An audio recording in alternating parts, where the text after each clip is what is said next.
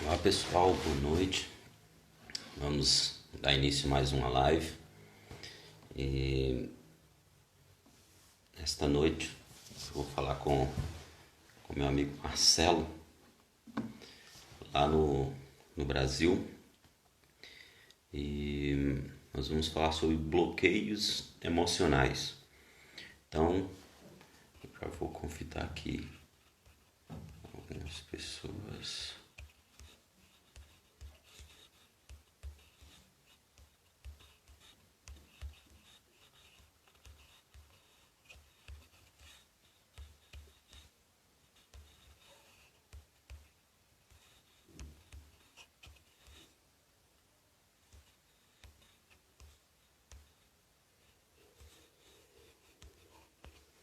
Já convidei aqui algumas pessoas, o Marcelo já está aqui. Ok. Deixa eu só achar aqui a forma para convidar o Marcelo.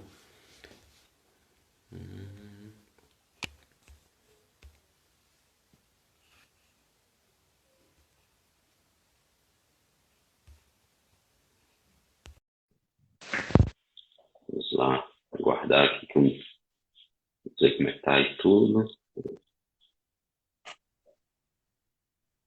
Fala, mestre.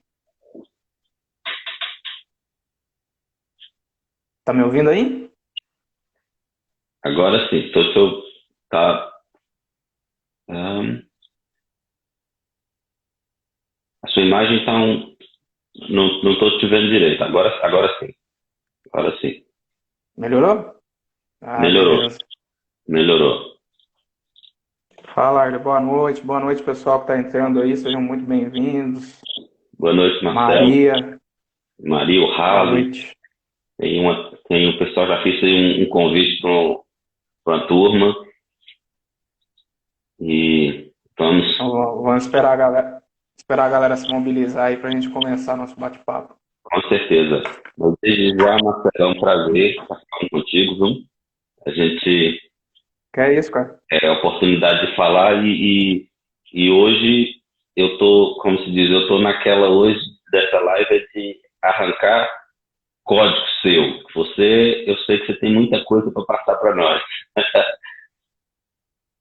Opa, com certeza, vamos aí. Hoje você pode apertar aí o quanto quiser. Porque como Vamos ajudar o pessoal aí a desbloquear. mas esse tema eu gosto muito desse tema porque ele tem muito a ver comigo, né? Quando comecei a mentoria e no decorrer agora da mentoria tem muito parece muito comigo quando se fala em bloqueios, porque não sei se o Marcelo chegou a ouvir alguma vez, eu sempre digo que eu não era alienado, eu era alienígena, né? Então, tinha, muito, tinha muitos bloqueios. Lógico, temos ainda, né? Alguns temos que cuidar deles, mas tinha muitos bloqueios. E, e quando se fala de bloqueios emocionais, pior ainda. Mas, graças a Deus, está sendo resolvido por etapas, processual, né? Não conseguimos fazer tudo de uma vez, mas graças a Deus está sendo resolvido. É isso aí, você colocou bem, né? Na verdade, é um processo, né? Todo processo ele leva tempo, ele leva. Os processos costumam doer, né?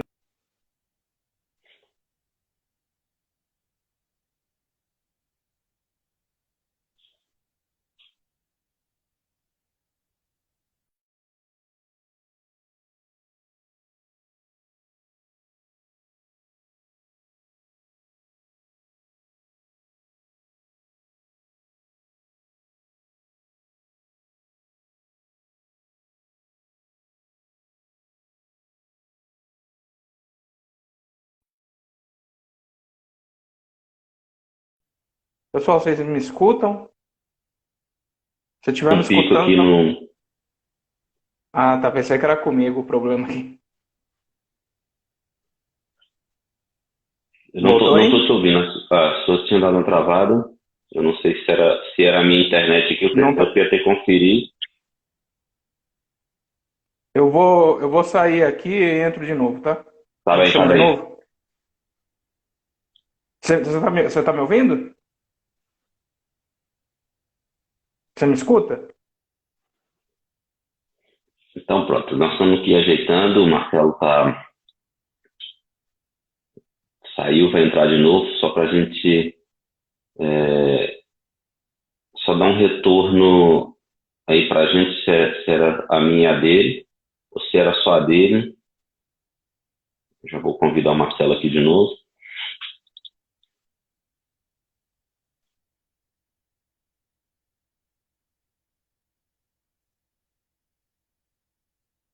Opa, agora estamos de volta. Você tá me ouvindo agora? Ah, ainda está travando um pouco, Marcelo. A sua imagem está ficando um pouco buscada. O pessoal que está aí, que já está aí nos acompanhando, dá só um retorno para a gente aí, se é geral, se. Se é comigo? Você tá me ouvindo?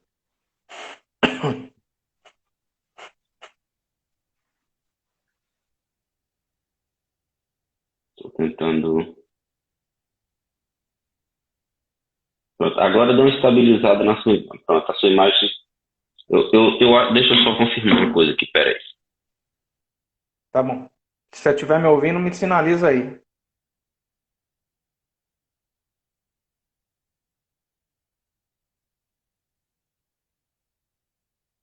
Não tô te ouvindo.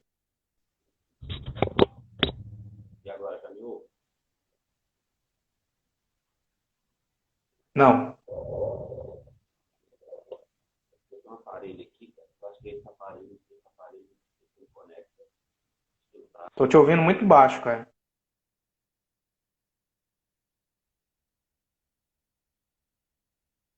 Tô te ouvindo muito baixinho.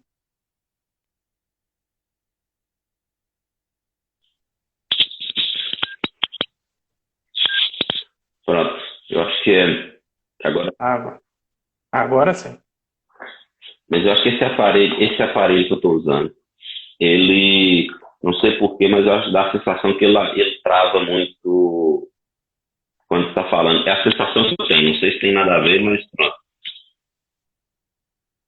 Eu tenho um problema com o aparelho também, cara. Eu tenho um iPhone aqui, eu não consigo fazer live pelo iPhone. Eu consigo fazer live só pelo Samsung. E o iPhone trava. Vai entendendo. Eu vou ver se eu troco aqui, se eu pego um fone aqui, é porque eu gosto muito de usar esse aparelho, mas ele não está dando um retorno bom, não, só para a gente experimentar. Aí, enquanto isso, Tá bom. eu falo aí com o pessoal. Bom, pessoal, boa noite. Só me apresentando enquanto o Arley foi buscar o fone aí. Meu nome é Marcelo, sou aqui de São Paulo, né, do Brasil, e tenho 36 anos. Trabalho com mentoria, coach e consultorias de PNL. Então, o nosso assunto da live de hoje vai ser os bloqueios emocionais, né? E como eu trabalho com isso há algum tempo, vou tentar contribuir da melhor forma possível com vocês a respeito desse tema. O Arley voltou aí. O Arley, me apresentei aqui para o pessoal, falei um pouco sobre o meu trabalho e sobre o que a gente vai discutir hoje, hein? Ah, beleza. Agora tá me ouvindo bem, Marcelo? Agora tá joia. Ah, ok. Então pronto. Então, como você já se apresentou, eu vou fazer uma apresentação rápida aqui, só para a gente dar seguimento. Para quem não me conhece, meu Joia. nome é Arley, né? Colega aí do Marcelo no Desafio 2K. E eu vivo em Portugal, estou há 15 anos em Portugal. E era extremamente alienado, bloqueado, travado, tudo que vocês pensarem nessa questão. E após a mentoria, é assim, minha vida tem sido outra. Eu digo que é quase igual a visão de Peniel, né? Viu o Senhor face a face e minha vida foi mudada. Então, após a mentoria, posso dizer Amém. que a minha vida foi mudada, né? Eu que era uma pessoa, posso dizer, 100% negativa, hoje já penso totalmente diferente. Então, por isso que eu gosto desse tema sobre bloqueios. E fiz o convite Maravilha. para o Marcelo, porque andei acompanhando as lives e sei que o Marcelo já está como se diz, uns passos à frente da gente aí, em questão, Não, pô, tem nada disso em não. questão de prática, né? Já na prática já está um pouco à frente de alguns de nós, mas e aí eu quero que também que o Marcelo, através do conhecimento que o Marcelo já tem, dar abranger um pouco aí para as pessoas que estão aqui nos acompanhando, o nosso bate-papo aqui, as que vão entrar também, sobre bloqueios emocionais, né? Qual a causa deles, o que gera os bloqueios emocionais, e depois eu vou falar um pouco do meu testemunho, né? Então, gostaria que o Marcelo falasse um pouco aí o que é o bloqueio emocional, como que se instala isso né, em nós. Ah, legal. Queria só deixar aberto aqui para o pessoal, quem quiser fazer pergunta, quem quiser fazer comentários, os comentários estão abertos aqui embaixo, tá? Então, por favor, interajam com a gente para que isso não seja um monólogo, tá? Aqui a gente preza muito pela participação de vocês. A questão dos bloqueios emocionais é a seguinte, né? Imagine você numa rodovia, parada no meio do trânsito, sem conseguir sair do lugar. Né? O bloqueio emocional ele causa exatamente isso na nossa vida. Nós ficamos parados em determinados aspectos da nossa vida e a nossa vida não avança. Então, existem bloqueios emocionais na vida financeira, bloqueios emocionais na vida amorosa, na parte de relacionamentos, bloqueios emocionais na parte de comunicação. Então, existem muitas formas de bloqueio. E da onde são gerados esses bloqueios? Geralmente, do 0 a 8 anos de idade, né, onde nós estamos aprendendo, é a nossa idade de aprendizado. É a nossa idade onde nós estamos recebendo informações, conhecendo o mundo e formando o nosso caráter. Então, nesse período que, infelizmente, são gerados os bloqueios, assim como nós temos abertura e capacidade de receber informações boas, nós recebemos muitas informações ruins. E isso vai moldar o nosso caráter, vai moldar o nosso emocional, né, na nossa vida adulta. Então, por exemplo, uma pessoa, um adulto que procrastina muito, que ela tem muito, que ela posterga muitas ações, que ela deixa muitas coisas para depois. Né? Muito provavelmente na sua infância, né, com os pais ou com a pessoa pela qual ela foi criada, né, houveram muitas promessas não cumpridas na vida dessa criança. Uhum. Ela pedia coisa aos pais e os pais prometiam e acabavam não dando. O que isso gera na vida de um adulto? Quando esse adulto ele tem que fazer alguma coisa, ele não tem o gosto pela recompensa, porque ele sabe que ele não vai ter nada de recompensa ao fazer, porque essa informação foi instalada nele quando ele era criança. Então ele acaba procrastinando, postergando as ações, postergando aquilo que ele tem que fazer por algo que foi instalado lá na infância, lá na fase de aprendizagem. E isso ele carrega pela vida inteira adulta até que isso seja trabalhado e ressignificado, que é o trabalho que nós fazemos nas minhas mentorias, um dos trabalhos. Então, os bloqueios, eles são basicamente isso. Eles são informações geradas na nossa fase de aprendizado que são levadas para a nossa vida adulta e acabam influenciando diretamente no adulto que nós somos. Pessoas que talvez tenham problemas de relacionamento, ou podem ter sido abusadas na infância, ou podem ter presenciado os pais brigando, agressão entre marido e mulher. Isso acaba gerando um bloqueio emocional na parte de relacionamento. Ou essa pessoa não vai conseguir se relacionar com ninguém, ou ela vai se relacionar com pessoas com um perfil parecido do agressor da infância. Ela vai procurar por pessoas com esse perfil. Né? O subconsciente dela vai procurar por pessoas por esse perfil e vai se sentir atraída por isso. Então, essa fase de aprendizado, ela dita muito quem nós vamos ser na nossa fase adulta. Ela tem muita influência na nossa fase adulta. A Maria comentou aqui, estou me livrando de procrastinação, que é um verdadeiro fardo na minha vida. É isso aí, Maria. O importante é você identificar na tua infância quais foram os gatilhos que geraram isso. Né? Como é que a técnica que nós usamos é de fazer perguntas. né? Então, num bate-papo nosso, por exemplo, se você quiser até chamar no direct depois para a gente tentar trabalhar isso, não tem problema nenhum. Pode ficar à vontade. Num bate-papo nosso, por exemplo, eu vou tentar entender como foi a sua adolescência, como foi a tua infância, como foi a tua criação, com quem você foi criada, quem estava ali ao teu redor, né, na tua fase de aprendizagem, para tentar descobrir de onde isso veio. A gente descobrindo de onde isso veio, nós temos que trabalhar três pilares. O primeiro é identificar quando aconteceu, que é essa fase das perguntas. O segundo é o perdão. Sem perdão não há ressignificação. Tá? O perdão ele não só se aplica a uma pessoa terceira, ela se aplica a nós mesmos. Por exemplo, eu já peguei casos de pessoas que foram abusadas na infância que elas se culpavam, elas não conseguiam se perdoar. Por Uhum. que elas não conseguiam se perdoar? Porque elas achavam que o abuso aconteceu porque elas permitiram, porque Aham. elas não gritaram por socorro, ou porque elas não pediram ajuda. Então elas mesmas acabam se culpando, elas não culpam o terceiro. Então o processo de perdão ele é essencial para a ressignificação. Enquanto não houver perdão, você não consegue ressignificar. E o terceiro pilar é sim ressignificar. O que é ressignificar? É tornar uma experiência, é mudar o sentido daquela experiência. Se ela é uma experiência ruim, a gente transformar ela numa experiência não ruim, né? Numa experiência boa, enxergar a intenção positiva daquela experiência, né? Isso é a ressignificação. Então, é trabalhar nesses três pilares, é entender de onde veio e exercitar o perdão e ressignificar.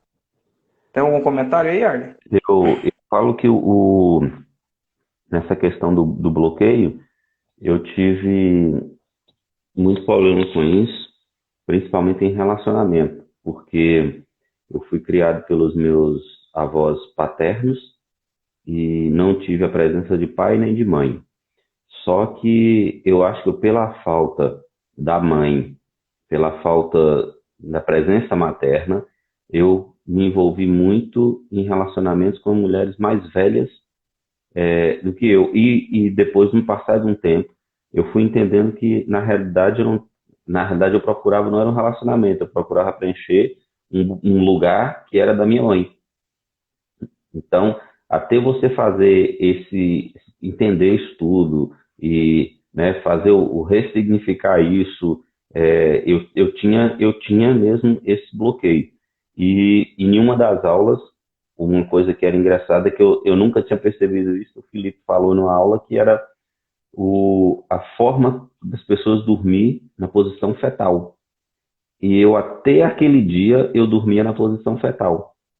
E aí eu fui logo, levantei a mão e perguntei, olha, mas o que que tem a ver isso? E ele me fez, como o Marcelo está dizendo, a gente trabalha muito fazendo perguntas. E ele só me Uhum. fez uma pergunta simples. Ele disse, como que era o relacionamento seu com seu pai? E eu disse, cara, eu não tinha. Na realidade, eu tinha um pai, eu era órfão de pai vivo, né? E ele disse, então tá aí, mano, a treta sua é com seu pai, você tem que resolver. E eu disse, olha, então, e meu pai já faleceu. E ele disse, não tem problema, você vai chegar no lugar, vai imaginar que ele esteja ali, pronto, e fazer aquele processo todo. E foi libertador, cara, libertador, porque eu tava, depois daquele dia, eu nem consigo mais. Eu tento na cama, já nem consigo dormir naquela posição. E às vezes a gente não entende o porquê que a nossa vida está seguindo para um caminho é, é, e é uma simples coisa que muitas das vezes não é fácil. A gente fala assim, parece fácil, não é fácil. Mas depois que você faz o resultado é brutal, mesmo brutal. Não, realmente não é fácil. O nosso cérebro ele cria mecanismos de defesa. Então, tudo aquilo que nos causou dor, o nosso cérebro ele vai tentar nos proteger para que nós não acessemos aquela informação. Por quê? Porque nosso cérebro é atemporal. Ele não sabe o que é passado, ele não sabe o que é presente, ele não sabe distinguir. Então, toda vez que eu acesso aquela informação que vai me gerar dor, eu vou sentir a mesma dor como se fosse a primeira vez que eu tivesse sentido aquilo.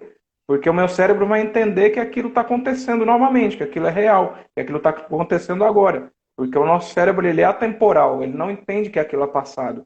Então, toda vez que eu acessar aquela informação, todo sentimento que eu tive quando aquilo aconteceu, eu vou ter de novo. Meu cérebro vai dizer para mim que aquilo está acontecendo agora e todos os sentimentos vão ser resgatados novamente.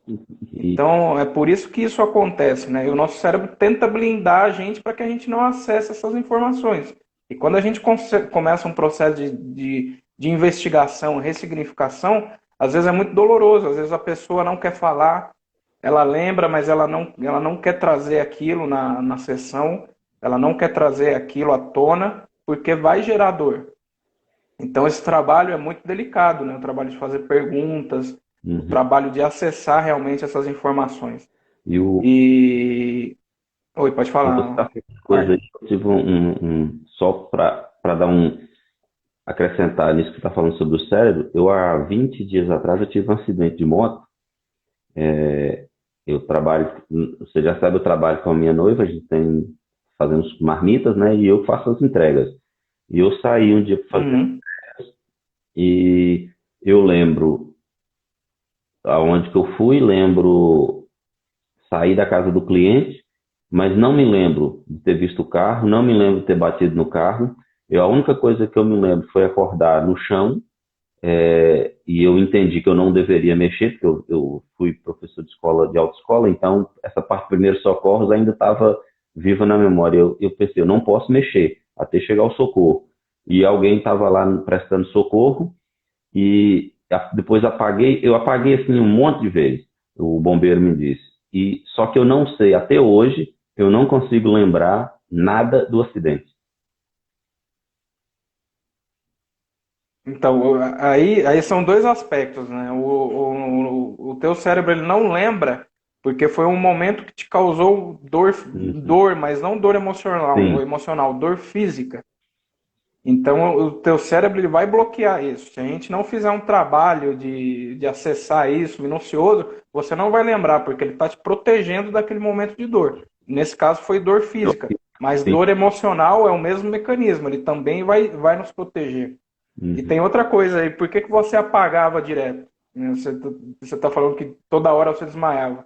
Porque o nosso cérebro ele tem um botão vermelho, um botão de emergência. Igual, não sei se você já viram máquinas industriais, Sim, todas as máquinas têm botões de emergência. sim. Para quando você apertar, ela desligar automaticamente. Esse botão é acionado quando tem algum problema. E o nosso cérebro é a mesma coisa. Muito provavelmente você estava num momento de dor muito grande, uma dor muito aguda, e o teu cérebro automaticamente ele te desligava, para você não sentir aquela dor. Então, quando você acordava, o seu cérebro identificava os impulsos da dor, chegando até ele, ele acionava de novo o botão vermelho e te apagava. O nosso cérebro ele trabalha para nos proteger. Uhum. Então, os bloqueios são um sistema de proteção do nosso cérebro, acreditem ou não. É Uhum. o nosso cérebro tentando nos proteger de experiências ruins, nos proteger de frustração. Por que eu citei no começo a questão da procrastinação? A pessoa, quando procrastina, ela não tem a recompensa. Isso foi gerado lá na infância porque muitas coisas foram prometidas e não foram cumpridas. O cérebro, o que faz para nos proteger? Ele cria um bloqueio emocional para que a gente não execute tarefas. Uhum. Porque para ele, nós não vamos ter recompensa nenhuma executando as tarefas. E ele bloqueia para nos proteger daquele sentimento ruim de não ter recompensa. Os bloqueios são sistemas de defesa do cérebro que nós precisamos quebrar, né, E para poder avançar, senão a gente fica parado nas áreas da vida. agora mesmo tenho quebrado uns bloqueios. Primeiro foi ler, né? Porque eu sempre tive muito problema com a leitura, lia, mas lia muito pouco. E assim que comecei a mentoria, eu já estava falando até na live com o Julimar, com o Jair, eu comentei. Eu hoje estou com um acervo de 197 livros. Já li. Eu vou Olha só. para você ver como é que são as coisas. Eu tenho 40 anos. O único livro que eu li do início ao fim foi a Bíblia, porque eu fiz teologia. E depois disso, nunca tinha lido um livro todo, a não ser a Bíblia. Agora, depois da mentoria, já vou iniciar o terceiro. Olha só. Terceiro exercício Então, físico, né? Que eu não tem um fazia. outro aspecto. Sim, sim, Isso, tem um outro aspecto de quebra de bloqueios do nosso cérebro. As informações na nossa primeira infância, na nossa fase de aprendizagem, elas são gravadas de duas formas: por forte impacto emocional ou por repetição. Uhum, Então, tudo aquilo que gerou um forte impacto emocional em nós vai ficar gravado no subconsciente. uhum, E tudo aquilo que nós aprendemos por repetição também vai ficar gravado no subconsciente. Então, uma das formas de trabalhar a ressignificação é ressignificando esse forte impacto emocional, tornando ele uma outra experiência, ou como o Arley falou aqui agora, o exemplo da repetição. Ele não gostava de ler, mas o que ele fez para poder passar a ler? Ele começou e foi repetindo, foi repetindo, foi repetindo, foi repetindo, até que aquilo se tornou um padrão, até que aquilo se tornou um hábito. O nosso cérebro, ele parece uma placa de circuito de eletrônicos, uhum. né? Aquelas plaquinhas verdes, eu não sei se vocês já viram. Ah, Ela tem uma placa com várias trilhas. A gente ressignificar é apagar uma trilha e criar outra trilha. Então o que o Arley fez? Ele não gostava de ler. Ele criou uma trilha. Ele criou uma trilha através da repetição. Ele falou: não, vou começar a ler, vou ler 5 minutos por dia. Beleza, conseguiu 5 minutos, agora eu vou ler 10. Agora eu vou ler 20, agora eu vou ler 30. Até aquilo ficar sólido, se tornar sólido, e ele traçar uma nova trilha no cérebro dele. Que foi isso que ele fez. Ele traçou uma nova trilha, que é ressignificar. Ele ressignificou através da repetição. Então, existem duas formas de ressignificação. Assim como as mensagens são gravadas por forte impacto emocional e por repetição, as ressignificações podem acontecer por repetição ou por forte impacto emocional novamente. Por que a gente costuma usar forte impacto emocional na ressignificação? Porque é o meio mais rápido, né, de quebrar um bloqueio. Às vezes a pessoa ela precisa sair daquela situação urgente, então a gente vai buscar aquela emoção do passado, vai trabalhar em cima daquela emoção e gerar um outro resultado. Pode ser gerado através da repetição? Pode, mas leva mais tempo. É um trabalho mais minucioso, que exige muito mais da pessoa, exige mais dedicação, né, exige comprometimento, mas dá para se fazer sim. É uma outra forma de quebrar bloqueios. e isso é muito importante. Então, o pessoal que está aí assistindo, se quiser fazer alguma pergunta para a gente ir a respeito ou fazer um comentário acrescente aqui na nossa live, fica à vontade. E a gente vê muito nos dias de hoje, os bloqueios emocionais é muito forte na vida das pessoas, se nota nos relacionamentos. Aqui em Portugal, eu estou fora do Brasil há 15 anos, então já não sei como que o pessoal está funcionando aí, que eu só fui nesses 15 anos, fui só uma vez. Mas aqui tem muito aquela coisa, eles começam a relacionar e já vão viver juntos.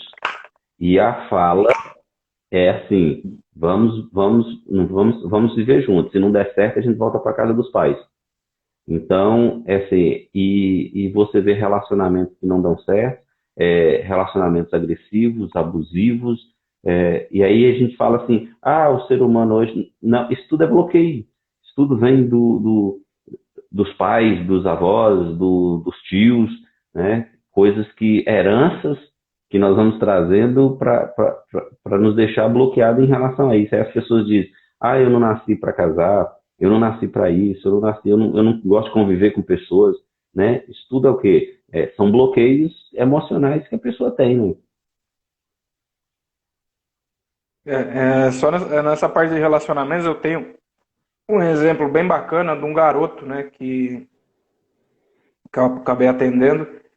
E ele começava a namorar, ele tinha as namoradas, chegava a determinado momento, as namoradas rompiam o relacionamento e ele ficava totalmente descontrolado com aquilo, sabe? Ele bebia, ele saía do eixo, ele Uhum. ficava totalmente descontrolado. E por que que isso aconteceu com esse garoto? Né? Porque no passado, não muito distante, quando ele tinha 14, 15 anos, a mãe dele foi embora de casa.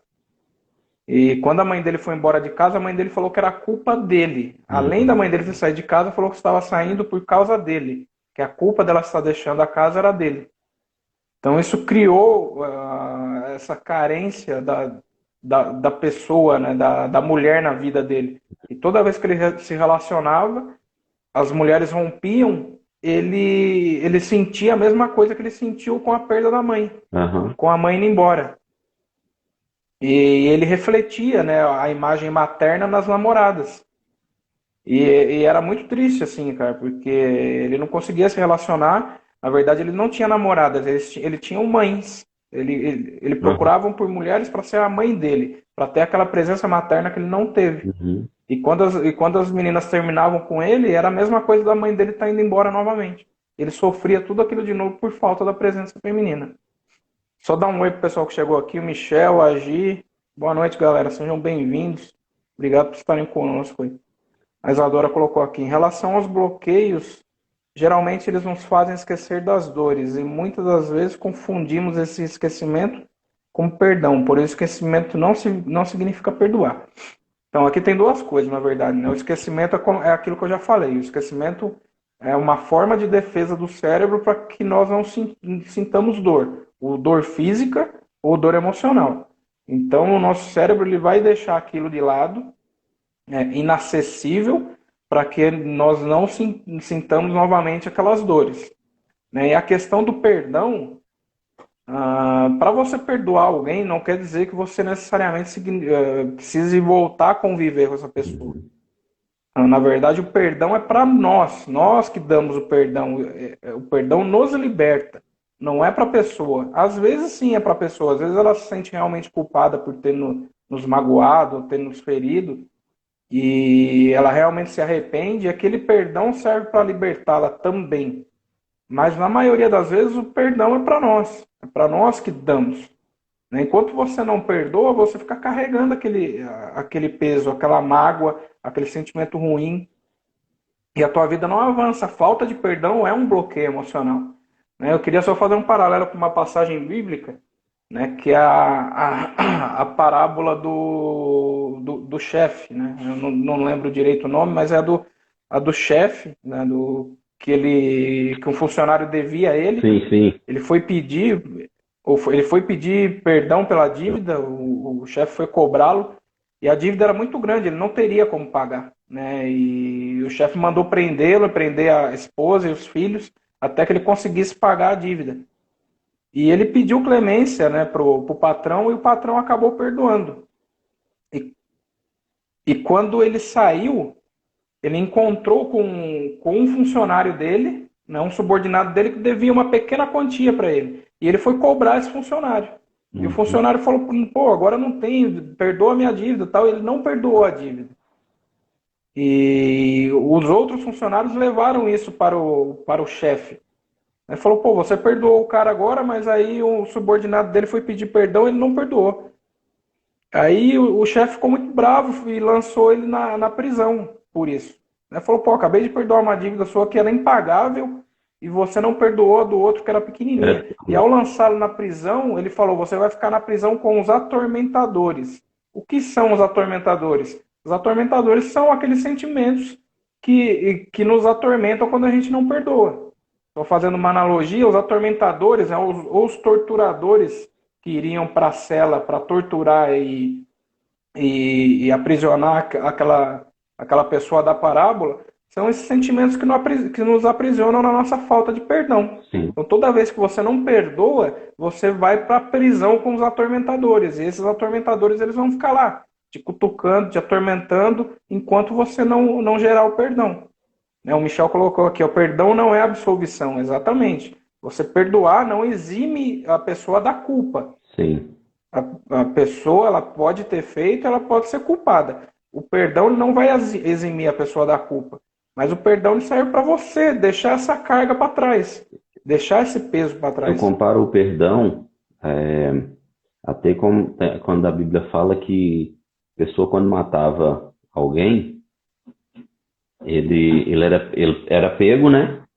E o criminoso pegava o corpo do que ele matou, amarrava de frente para ele, e ele ficava com aquele corpo amarrado de frente para ele, até que ele também morria. Por quê? Porque o corpo apodrecia e ele acabava também se infeccionando, intoxicando tudo com aquilo, e ele morria também. E eu digo que a falta de perdão é mesmo isso. Você não perdoa, você está carregando a pessoa, e muitas vezes a pessoa tá com a vida boa, tá vivendo a vida dela, não está nem lembrando de você, e você está sofrendo num canto, carregando essa pessoa até aquele dia sem necessidade, né? Carregando peso sem necessidade. O perdão, como diz aquele dito popular, né? O perdão é você tomar veneno e esperar que a Que outra outra pessoa pessoa, morra. pois, mesmo assim. É exatamente isso. Então, duas características do perdão, tá? Para você perdoar, a pessoa não precisa estar aqui mais, né?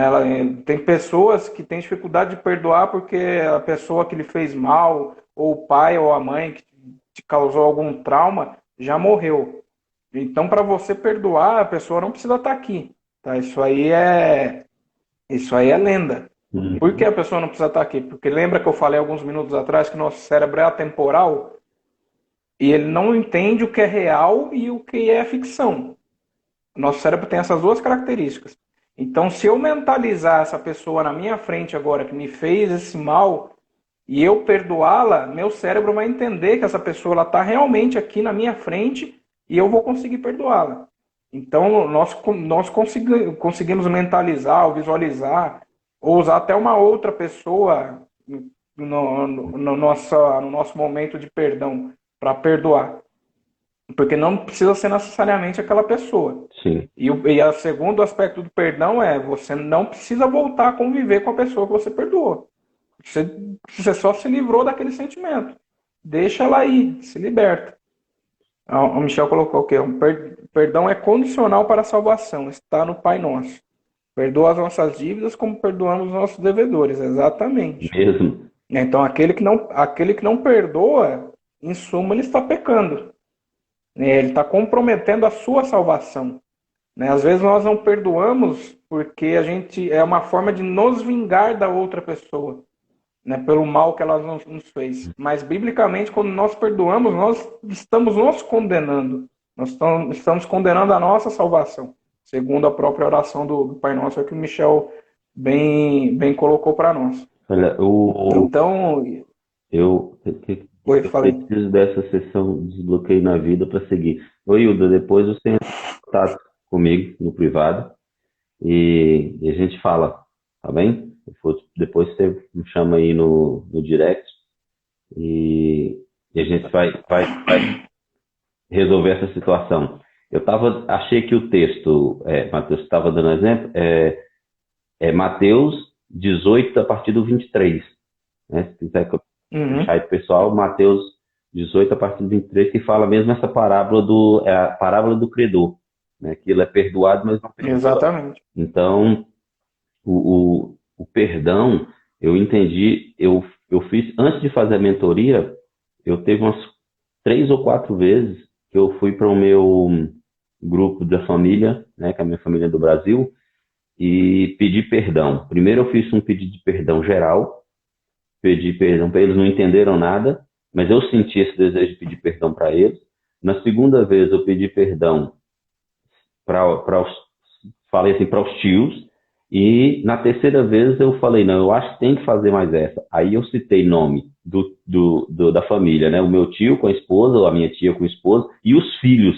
Foi um áudio gigante, mas eu pedi perdão para todo mundo. Se eles me fizeram ou não fizeram, eu liberei perdão para todo mundo. Para quê? Para que eu viva bem, né? Para que eu esteja bem. Então, eu acho que isso é um processo que, se a gente começar a colocar em prática, assim, a gente rompe com muita coisa na nossa vida, muita mesmo. E foi legal que você colocou que alguns deles nem entenderam nada porque que você estava pedindo perdão. Uhum, E é justamente isso. Às vezes a pessoa, você pede perdão, ela nem sabe do que se trata. uhum, Ela nem sabe o que está acontecendo. Para ela foi algo tão insignificante, e para você é um peso que você está carregando sem necessidade. desnecessariamente. É um peso que você está levando sem necessidade. E é um peso teu. Muitas vezes é um peso teu, nem é da outra pessoa. O Arley acabou de dar esse exemplo aqui. A pessoa que pediu, que recebeu perdão, nem sabia do que se tratava. Falou, esse cara tá louco? Por que ele tá me pedindo perdão? Ele não me fez Aham. nada. Então essa é mais uma prova de que o perdão é para nós, o perdão não é para o outro. né? E sem o perdão a gente não consegue ressignificar. Com esse menino que eu estava falando, enquanto ele não perdoa a mãe dele por ela ter ido, e ele não se perdoa, porque teve dois aspectos aí, na verdade. A mãe dele foi e a mãe dele o culpou por ter ido. Então a culpa estava com ele. Ele tinha que se perdoar, porque para ele era verdade que a mãe dele tinha deixado sair de casa por responsabilidade dele. E o que um menino de 15 anos vai influenciar na decisão de uma mãe? Mesmo. Mas ele se culpava pela mãe ter ido embora, porque ela disse para ele: eu estou indo embora por sua causa. O, o, E olha o trauma, né? Olha as sequelas, olha os bloqueios que essa situação, não digo a mãe, né? Mas essa situação gerou na vida dele. eu falo que eu tenho assim uma experiência. Tem um caderno que eu ganhei, está em branco, que a pessoa me deu há uns anos atrás, que era para eu escrever um livro. E eu não sabia que chegaria a ter esse ponto onde, né, que é incentivado mesmo a gente fazer isso. É, mas é um projeto, porque eu tenho o meu testemunho de vida, tem muitos, passou por muitas fases dessas de palavras com bloqueios. Eu venho de relacionamento de pais que não foram casados, viveram juntos, separaram. Depois dessa separação, eles nenhum dos dois tiveram, não se casaram de novo, viveram, morreram, os dois faleceram já e faleceram sozinhos, não tiveram companheiros.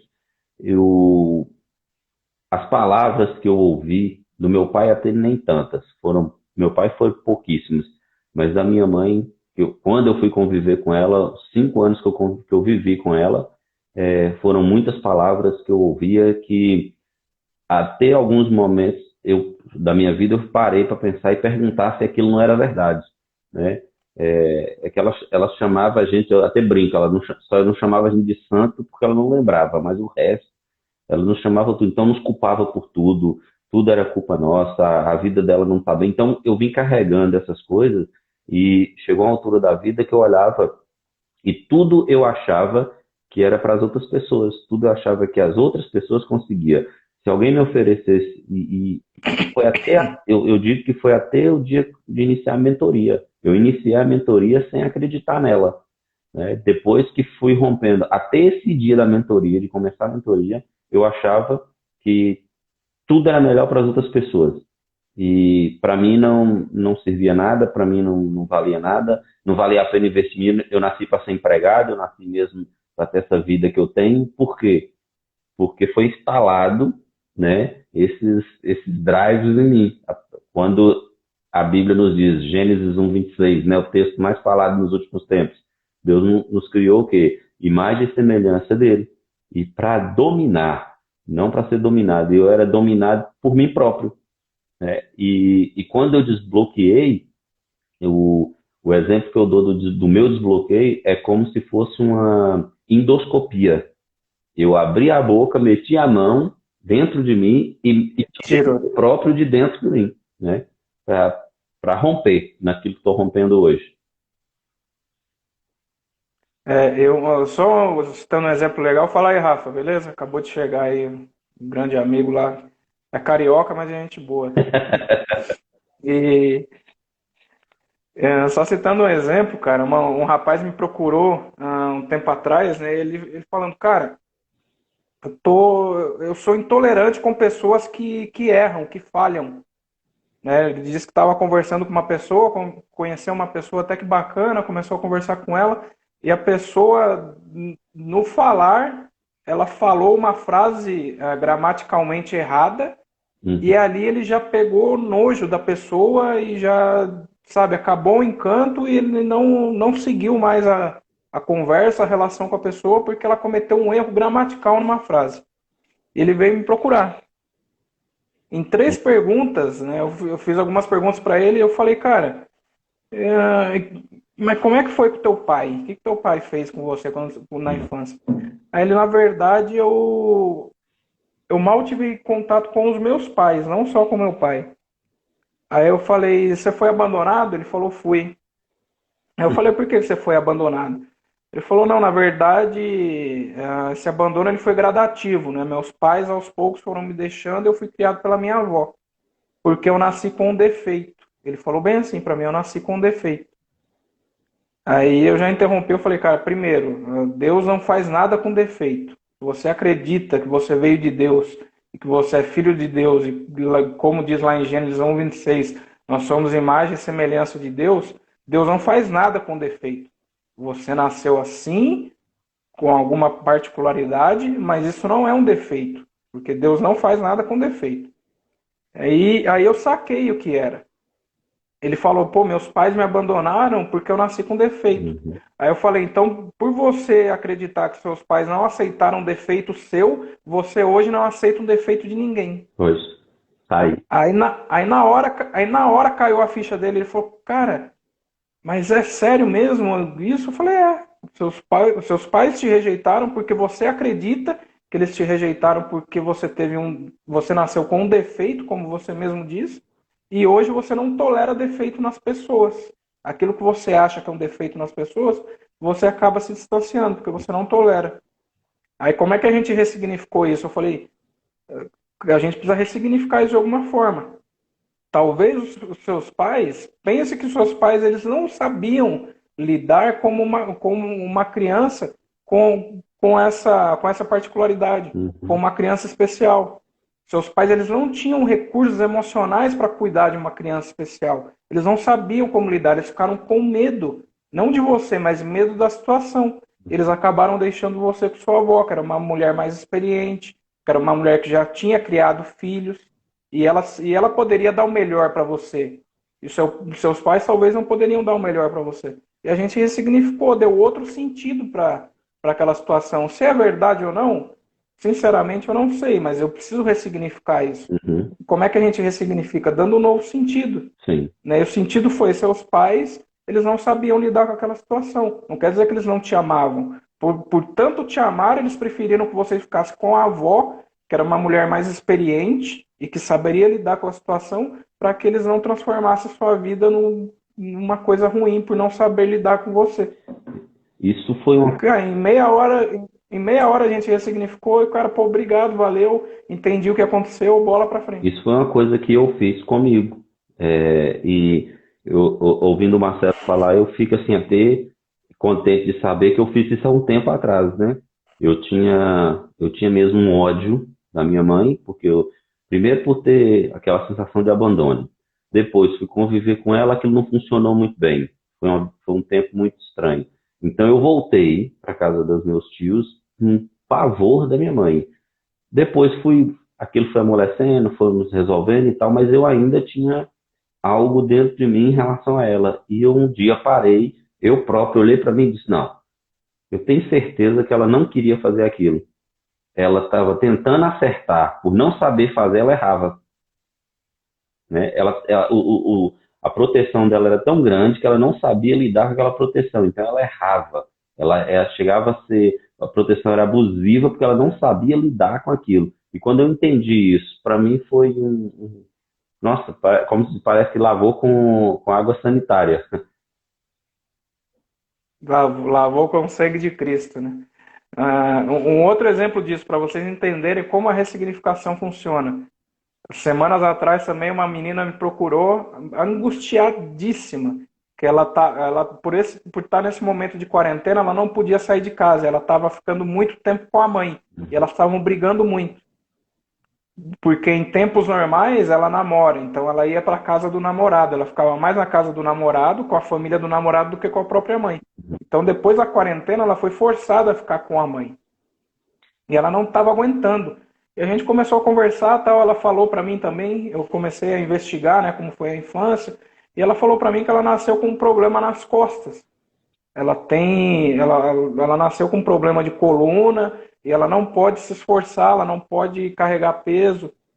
E ela disse que a mãe dela, ela se esforça muito. Ela limpa a casa, ela chega do trabalho, arruma, ela trabalha o dia inteiro, ainda chega, vai arrumar a casa, vai limpar tudo, deixar tudo impecável.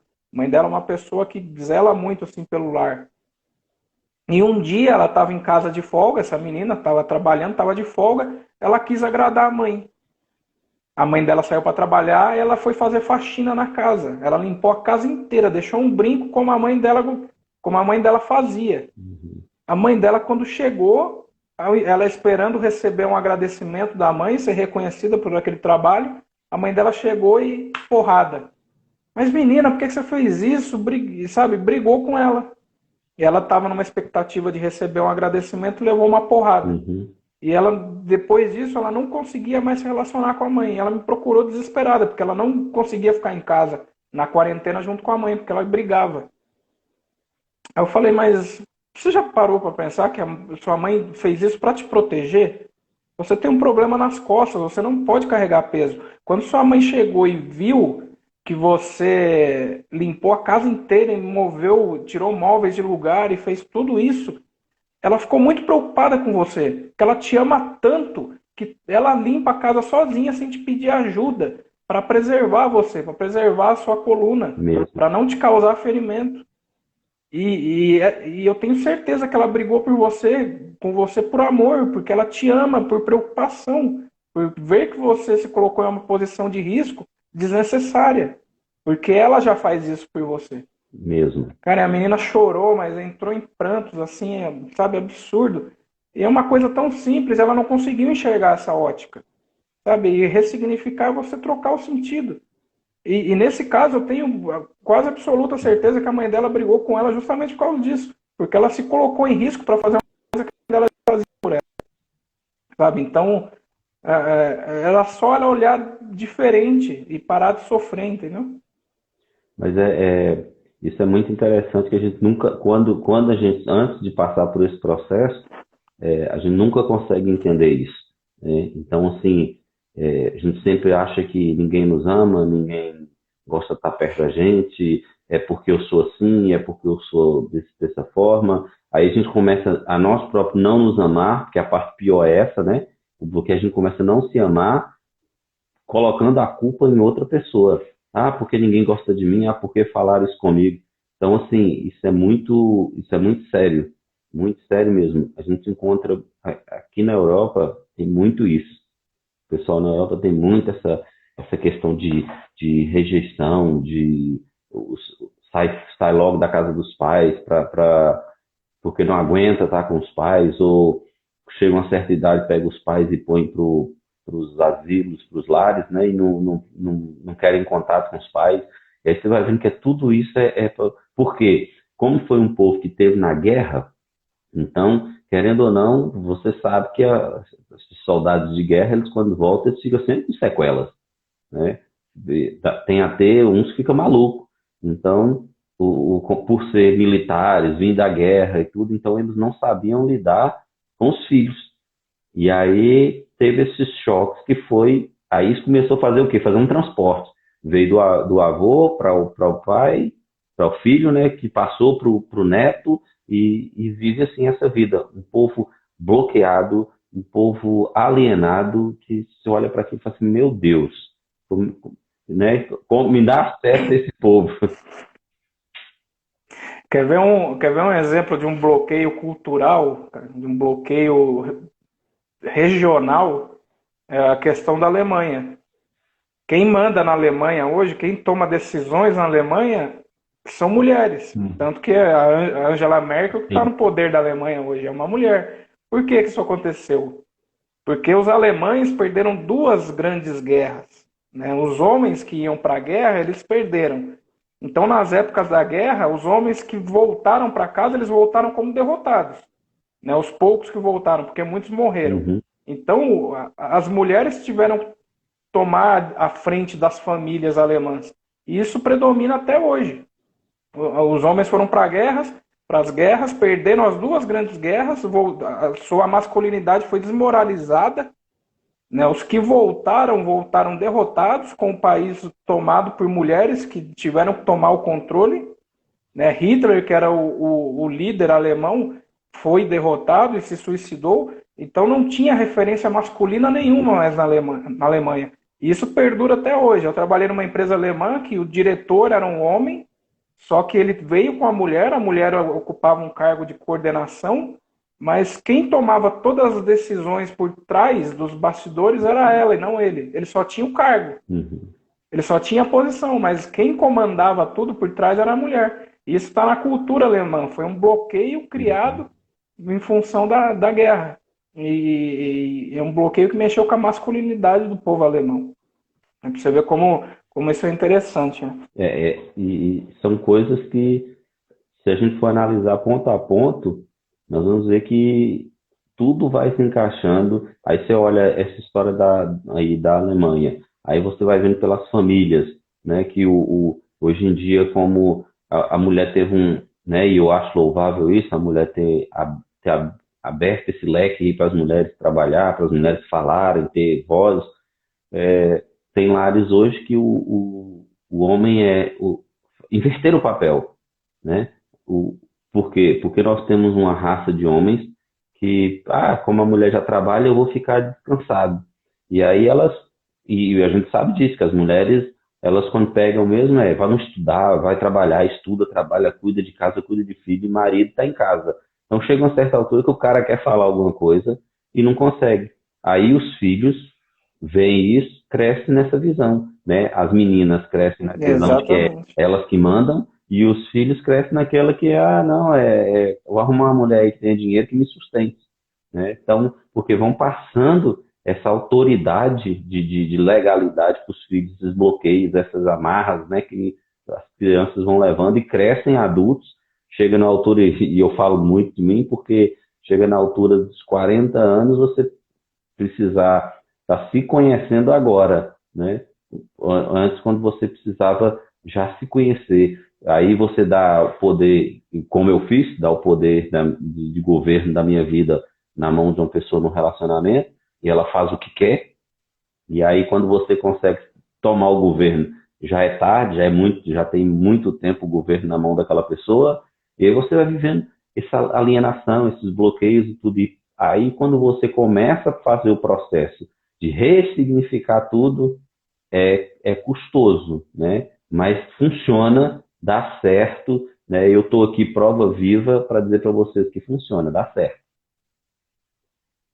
Tem que tirar os entulhos de cima, né? E quanto mais entulho, mais doloroso para a gente sair de baixo. Mesmo. Ô, Arley, Nós, eu acredito que tá terminando o nosso nós temos tempo aí. Vamos se despedir do pessoal. 3 minutos, 3 minutos e meio.